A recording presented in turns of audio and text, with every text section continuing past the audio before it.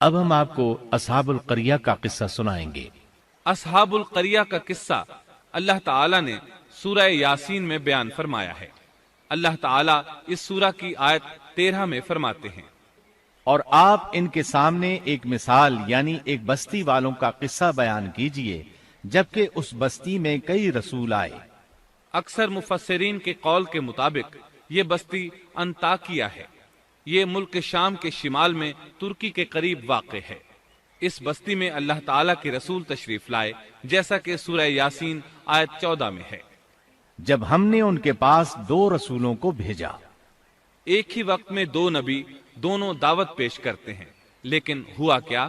اللہ فرماتے ہیں، سو ان لوگوں نے اول دونوں کو جھٹلایا، پھر ہم نے تیسرے سے تائید کی، سو ان تینوں نے کہا کہ ہم تمہارے پاس بھیجے گئے ہیں۔ مطلب یہ کہ 3 نبی بیک وقت انہیں اللہ کا پیغام سناتے رہے۔ ایک قول کے مطابق ان تینوں کے نام صادق، صدوق اور شلوم تھے۔ واللہ عالم۔ انہوں نے اپنی قوم کو توحید کی دعوت دینی شروع کی، انہیں ڈرانا شروع کیا اور یہ اعلان بھی کیا، ہمارے ذمے تو صرف واضح طور پر پہنچا دینا ہے۔ تمہیں ہدایت سے سرفراز کرنا ہماری ذمہ داری نہیں، ہدایت صرف اللہ تبارک و تعالی کے اختیار میں ہے۔ ان میں سے کچھ بدبخت لوگ سابقہ بدبخت قوموں کی طرح کہنے لگے، ان لوگوں نے کہا تم تو ہماری طرح معمولی آدمی ہو اور رحمان نے کوئی چیز نازل نہیں کی، تم نرا جھوٹ بولتے ہو۔ انبیاء کرام ان لوگوں کو دعوت حق دیتے رہے، توحید کا پیغام سناتے رہے، لیکن وہ لوگ اپنے کفر ہی پر ڈٹے رہے۔ انہوں نے کہا کہ ہم تو تمہیں منحوس سمجھتے ہیں، اگر تم باز نہ آئے تو ہم پتھروں سے تمہارا کام تمام کر دیں گے اور تمہیں ہماری طرف سے سخت تکلیف پہنچے گی۔ پہلے تو انہیں منحوس قرار دیا، پھر سنسار کرنے کی دھمکی دی، سخت سزا کی باتیں کرنے لگے۔ انبیاء نے انہیں جو جواب دیا سورہ یاسین آیت 19 میں اس طرح ہے، ان رسولوں نے کہا کہ تمہاری نحوست تمہارے ساتھ ہی لگی ہوئی ہے، کیا اس کو نحوست سمجھتے ہو کہ تمہیں نصیحت کی جائے، بلکہ تم حد سے نکل جانے والے لوگ ہو۔ مطلب یہ تھا کہ تم سابقہ قوموں سے بھی آگے بڑھ چکے ہو، ان تمام حدوں کو پھلانگ چکے ہو جن کی وجہ سے سابقہ قومیں تباہ و برباد ہوئیں۔ اب تم نے اس آخری حد کو چھو لیا ہے جس پر عذاب آ جایا کرتا ہے۔ اب بھی وقت ہے، ہماری بات مان لو۔ یہ بحث ہو رہی تھی کہ ایک آدمی وہاں آ پہنچا۔ اس نے خطرہ محسوس کر لیا تھا، جان چکا تھا کہ یہ قوم بھی سابقہ قوموں کی طرح حدود کو پھلانگ چکی ہے۔ اسے عذاب آتا محسوس ہو رہا تھا۔ اکثر مورخین کا کہنا ہے کہ وہ شخص حبیب نجار تھا۔ سورہ یاسین آیت 20 میں ہے، اور ایک شخص اس شہر کے آخری حصے سے دوڑتا ہوا آیا۔ وہ شہر کے دور کنارے پر کاروبار کرتا تھا۔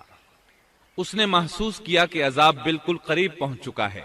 وہ وہاں سے دوڑتا ہوا ان لوگوں تک پہنچا۔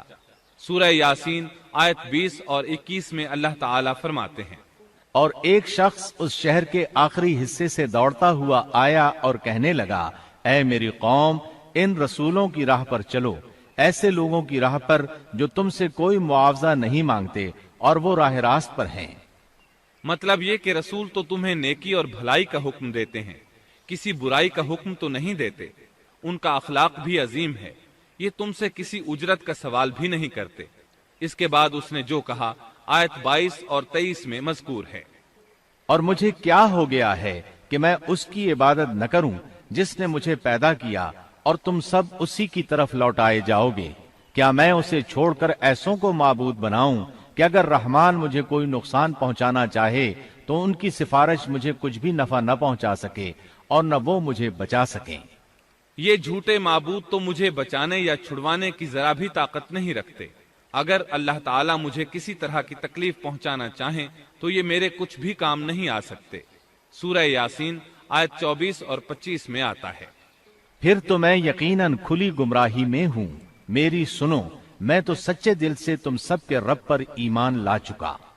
یہ باتیں سن کر قوم کے لوگ غصے میں آ گئے اور کہنے لگے، اچھا کیا تو بھی ان کے ساتھ ہے؟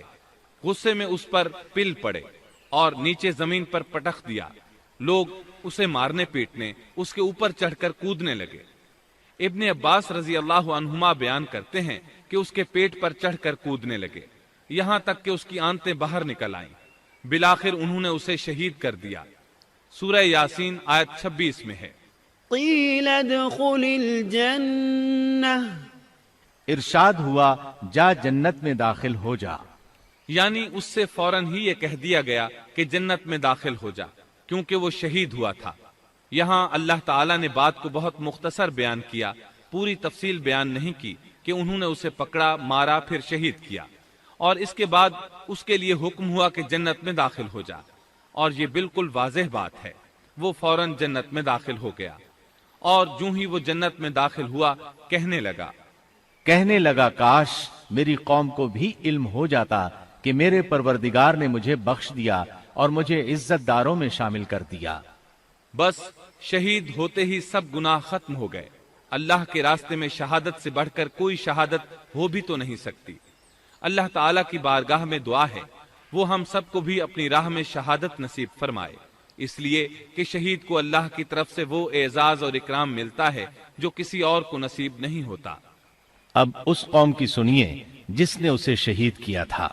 اللہ تعالیٰ سورہ یاسین آیت 28 اور 29 میں فرماتے ہیں، اس کے بعد ہم نے اس کی قوم پر آسمان سے کوئی لشکر نہیں اتارا اور نہ اس طرح ہم اتارا کرتے ہیں، وہ تو صرف ایک زور کی چیخ تھی کہ یکا یک وہ سب بجھ بجھا گئے۔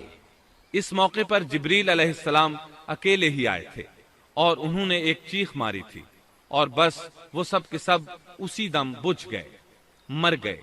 اللہ تعالیٰ آیت 30 میں فرماتے ہیں، ایسے بندوں پر افسوس، کبھی بھی کوئی رسول ان کے پاس نہیں آیا جس کی ہنسی انہوں نے نہ اڑائی ہو۔ یہ جبریل امین علیہ السلام کون ہیں، کیا ہیں؟